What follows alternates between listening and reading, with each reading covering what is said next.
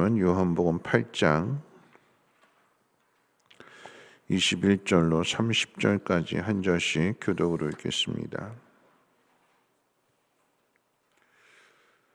요한복음 8장 21절로 30절까지 한 절씩 교독으로 읽습니다. 다시 이르시되 내가 가리니 너희가 나를 찾다가 너희 죄 가운데서 죽겠고 내가 가는 곳에는 너희가 오지 못하리라. 유대인들이 이르되 그가 말하기를 내가 가는 곳에는 너희가 오지 못하리라 하니 그가 자결하려는가? 예수께서 이르시되 너희는 아래에서 났고 나는 위에서 났으며 너희는 이 세상에 속하였고 나는 이 세상에 속하지 아니하였느니라. 그러므로 내가 너희에게 말하기를 너희가 너희 죄 가운데서 죽으리라 하였노라. 너희가 만일 내가 그인 줄 믿지 아니하면 너희 죄 가운데서 죽으리라. 그들이 말하되 내가 누구냐? 예수께서 이르시되 나는 처음부터 너희에게 말하여 온 자니라. 내가 너희에게 대하여 말하고 판단할 것이 많으나 나를 보내신 이가 참되심에 내가 그에게 들은 그것을 세상에 말하노라 하시되 그들은 아버지를 가리켜 말씀하신 줄을 깨닫지 못하더라. 이에 예수께서 이르시되 너희가 인자를 둔 후에 내가 그인 줄을 알고 또 내가 스스로 아무것도 하지 아니하고 오직 아버지께서 가르치신 대로 이런 것을 말하는 줄도 알리라. 나를 보내신 이가 나와 함께 하시도다. 나는 항상 그가 기뻐하시는 일을 행함으로 나를 혼자 두지 아니하셨느니라. 이 말씀을 하심에 많은 사람이 믿더라. 아멘. 케네디 대통령이 남긴 명언 가운데 그런 말이 있죠. 국가가 나에게 무엇을 해줄 것인가를 생각하기에 앞서 내가 국가를 위해 무엇을 할 것인가를 생각하라. 국가가 발전하게 되는 것은 국가가 나에게 무엇을 해주었는가 이것을 생각하는 사람보다는 내가 국가를 위해서 무엇을 할까 생각하는 사람들에 의해서 국가가 성장하고 강해집니다. 후자는 국가가 자신에게 해준 일이 무엇인지를 충분하게 알고 있는 거죠. 국가가 있기 때문에 내가 국가로부터 보호를 받고 땅을 디디고 살고 또 복지와 그 많은 혜택을 누리게 되는데, 그러므로 내가 누구인지를 알고 그런 국가를 지키기 위해서 헌신하게 되는 것이고 때로는 생명까지도 바치게 되는 거죠. 가정도 그렇습니다. 건강한 가정, 행복한 가정은 어떤 가정이냐?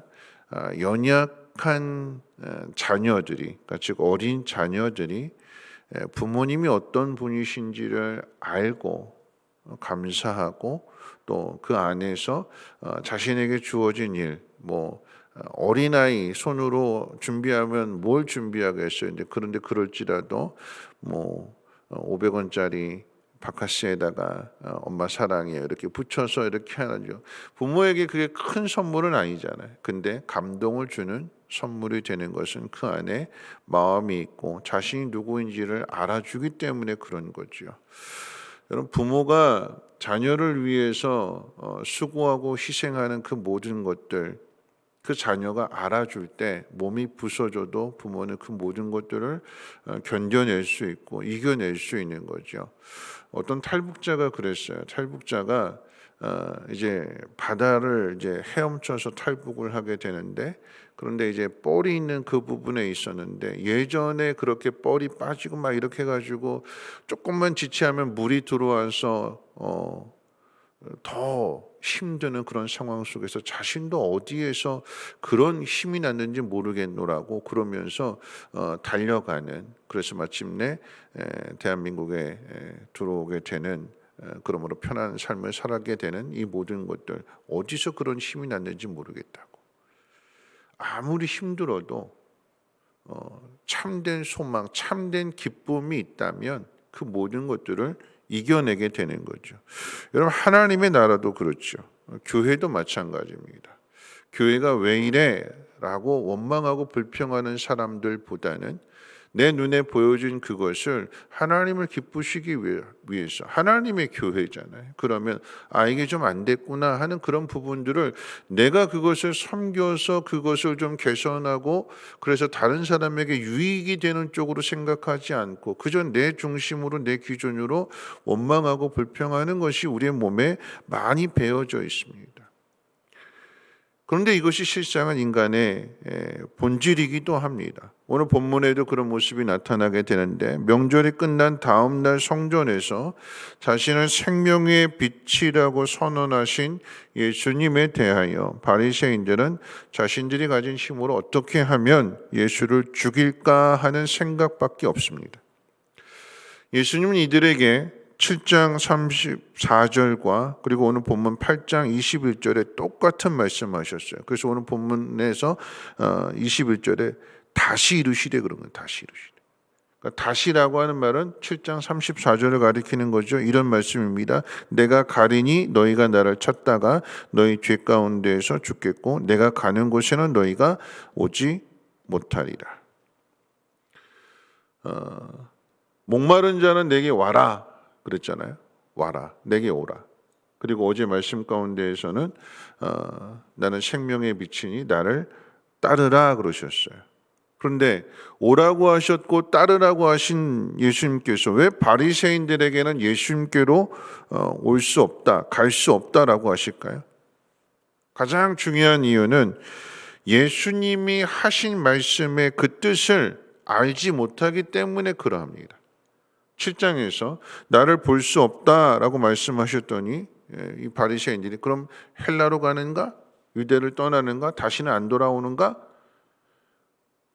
자기 수준에서 생각하는 거죠. 그리고 오늘 본문 가운데에도 나에게 갈 수 없다 그랬더니 그럼 자살하겠다라고 하는 것인가? 말하는 수준이 자기 수준에서만 생각하게 됩니다. 예수님은 그 이유를 땅에 속해 있기 때문이라고 말씀하셨어요. 여러분, 세상에는 두 종류의 사람이 있습니다. 땅을 밟고 살지만 하늘을 향해 가는, 즉 하늘의 소망을 둔 사람, 영생을 가진 사람이 있는 반면에 땅만 밟고 땅을 위해 사는 사람이 있습니다. 땅을 밟고 살지만 하늘을 향해 가는 사람은 예수를 믿음으로 그 안에 성령이 계시고 성령께서 깨닫게 해주시는 대로 순종함으로써 예수님이 가신 그 길을 따르게 되는 거죠. 그래서 영원한 하나님 나라에 들어가게 되는 것입니다. 그런데 바리새인들은 예수님을 믿지 않기 때문에 예수님을 따르지 않습니다. 그러므로 하나님이 정하신 예수 그리스도를 통한 구원의 길로 갈 수가 없습니다. 하나님 믿는다고 하지만, 그리고 하나님의 뜻대로 행한다고 하지만, 율법을 지킨다고 하지만 그 속에 하나님이 계시지 않습니다. 여러분, 교회에 광야의 이스라엘 백성들과 같은 모습이 참 많습니다. 어떤 모습일까요? 왜 물을 주지 않느냐? 왜 음식을 주지 않느냐? 왜 빨리 가나안 땅에 들어가게 하지 않느냐? 늘 가는 곳곳마다 원망과 불평뿐입니다. 가데스 바네아에서 하나님께서 약속하신 땅을 보여주셨음에도 불구하고 하나님의 영광을 위하여 하나님에 대한 믿음을 가지고 들어가지 않고 못 들어간다, 돌아가자, 오히려 하나님의 뜻을 방해하는, 가로막는, 그럼 그것이 이스라엘 백성들의 모습인데, 그런데 오늘 본문의 상황 속에서 예수님 시대에도 그런 모습을 보여주는 것이 바로 바리새인들입니다. 원망하고 불평하고 자신들에게 주신 힘으로 어떻게든지 남을 판단하고 정죄하고 죽이려고 하는 사람들. 하나님의 뜻을 이루려고 하지 않고 그저 자기 생각대로 자기 힘을 의지해서 살아가는 사람들, 힘 줬더니 그 힘 가지고 하나님의 아들을 죽이는데, 하나님의 뜻을 거역하는데 사용하게 됩니다. 여러분, 그것이 이스라엘 백성들의 모습이고 바리새인들의 모습일 뿐만 아니라 오늘 동일하게 우리들의 모습이기도 합니다. 이스라엘 백성들 욕하고 바리새인들 욕하면서도 우리도 그렇게 살아가고 있습니다. 여러분, 오늘 우리는 어떻게 살아가야 될 것인가에 대하여 예수님 말씀에 귀를 기울여야 되는데, 우리 29절 말씀 같이 한번 읽어볼까요? 29절 말씀입니다. 시작. 나를 보내신 이가 나와 함께 하시도다. 나는 항상 그가 기뻐하시는 일을 행함으로 나를 혼자 두지 아니하셨느니라. 나는 항상 그가 기뻐하시는 일을 행함으로. 나는 항상 하나님이 기뻐하시는 일을 행한다. 여러분, 예수님은 항상 하나님이 기뻐하시는 일을 행하셨어요. 그러므로 하나님이 항상 함께 하시는 거죠. 하나님의 뜻대로 살지 않기 때문에 하나님 어디 계세요? 우리가 하나님 찾는 거지. 우리가 하나님의 뜻대로 산다라고 하면 하나님 나와 항상 함께 하신다라고 하는 것을 날마다 경험하고, 그래서 그 기쁨 가운데 살아가게 되는 거죠. 여러분, 예수님께서 오늘 나에게 주신 힘으로 하나님, 나는 하나님이 기뻐하시는 일을 행하겠습니다.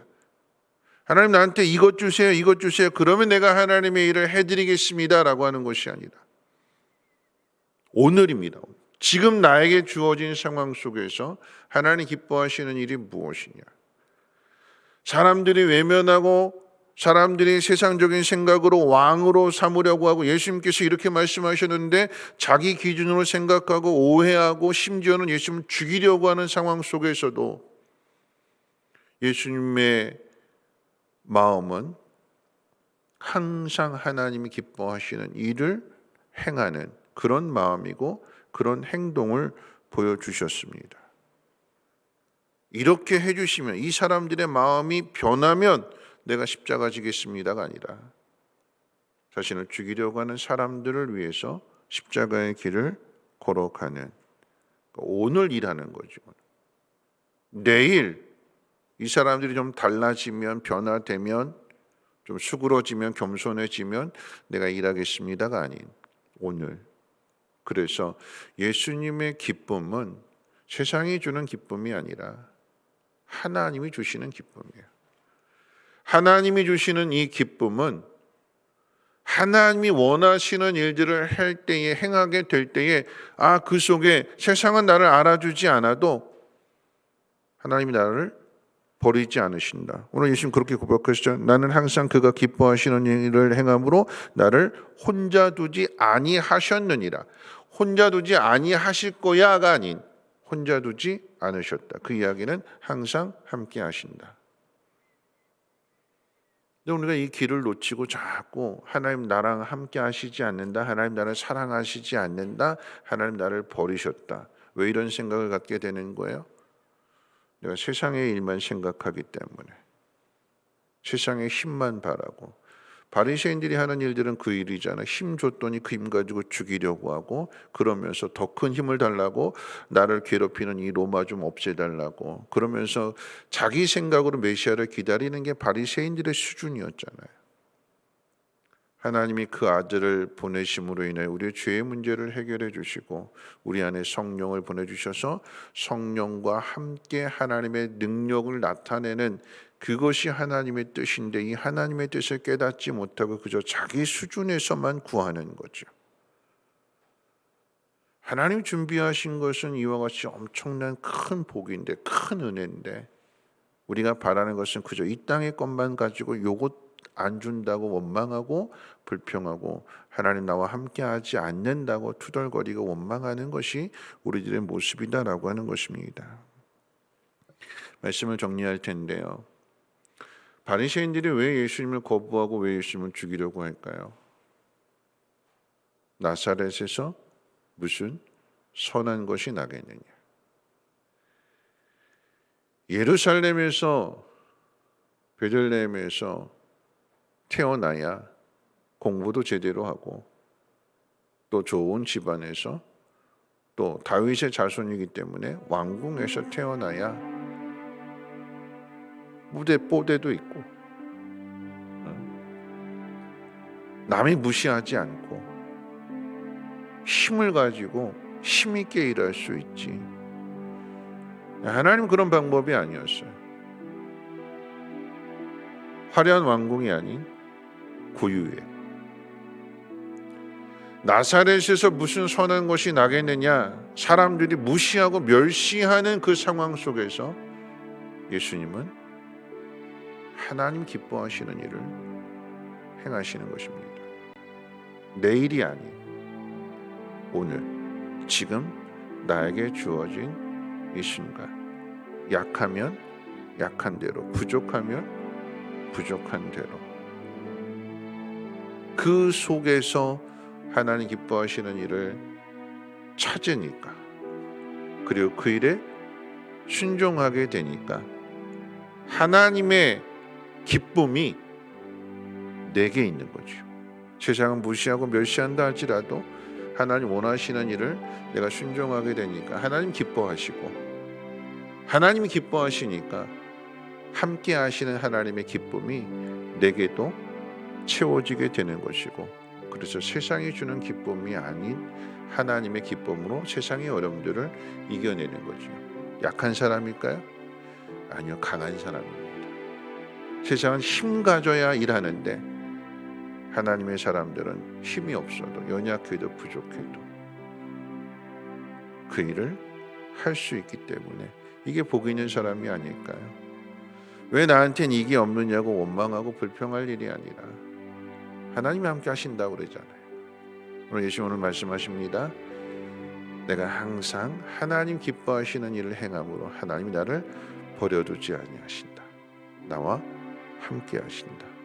오늘도 하나님과 함께 연약한 자의 삶이 아닌 세상이 할 수 없는 그 일을 능히 감당하는 복 있는 사람들 되시기를 주님의 이름으로 축원을 드립니다. 우리 내게 허락하신 시련을 통해 이 찬송 들으신 후에 함께 기도합니다.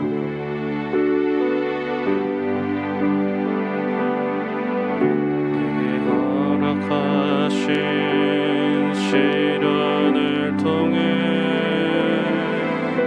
나의 믿음 더욱 강하게 자라나고 험한 산과 골짜기 지나는 동안 주께 더 가까이 나를 이끄시네.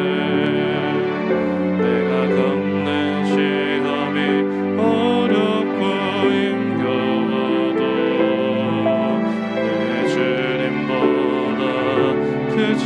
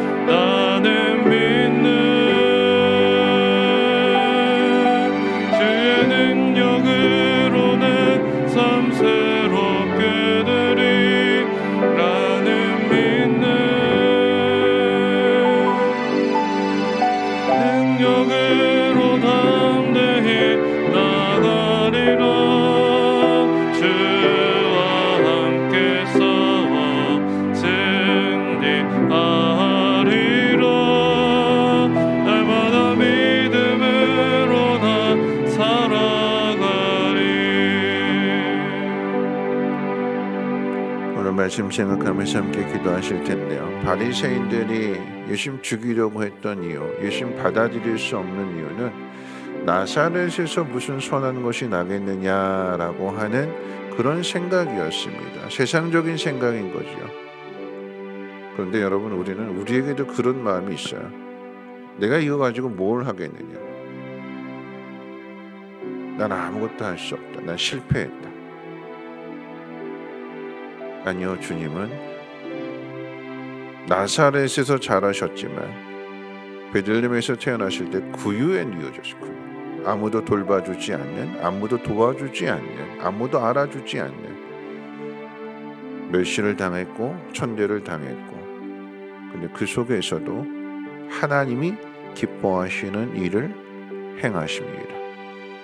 하나님 나를 버리신 것이 아니라 하나님 기뻐하시는 일을 행할 때 하나님이 나와 함께 하신다라고 하는 것을 늘 믿으며 그 길을 걸어갈 때에 세상이 주는 기쁨이 아닌 하나님의 기쁨이 충만한 것입니다. 그래서 그 어려움을 이겨내고 하나님의 뜻을 이루며 그 놀라운 역사를 이루어가는 것입니다. 오늘 우리에게도 이 시간 기도하실 때 하나님 오늘 나에게 주어진 이 시간들, 이 환경들 속에서 나는 어떻게 하면 하나님을 기쁘시게 할까?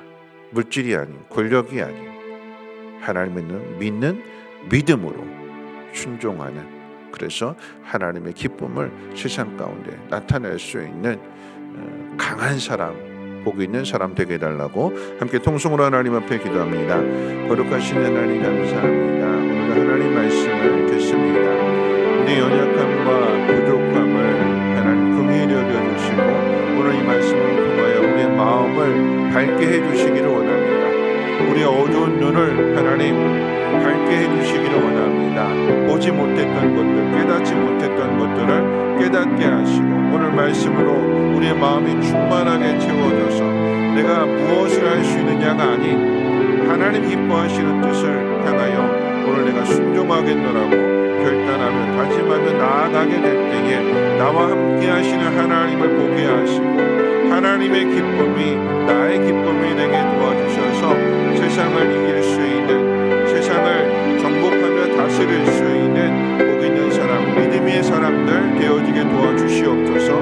믿음의 눈이 열려지기를 원합니다. 그리고 그 믿음이 성장하여 가기를 원합니다. 어떤 어려움 속에서도 넉넉하게 이겨낼 수 있는 믿음의 사람들 되게 하옵소서. 바울이 그 모든 어려움들을 이겨내고 모든 상황 속에서도 만족하며 감사하며 기도하며 찬송하며 하나님의 뜻을 이루었던 것처럼 하나님 감옥에 있을지라도 또 돌에 맞을지라도 또 풍부에 처할지라도 어떤 상황 속에서도 하나님의 뜻을 먼저 생각하고 그 뜻 가운데 살아갈 수 있는 우리들의 모습이 되게 하옵소서. 원망과 불평이 아니라 감사와 찬양이 우리 입술에 충만하게 임하게 하여 주시고 하나님 이루실 일들을 믿음의 눈으로 바라보면서 오늘도 순종케 하옵소서. 성령의 인도하심 가운데 순종하며 살아갈 수 있도록 은혜를 부어 주시옵소서.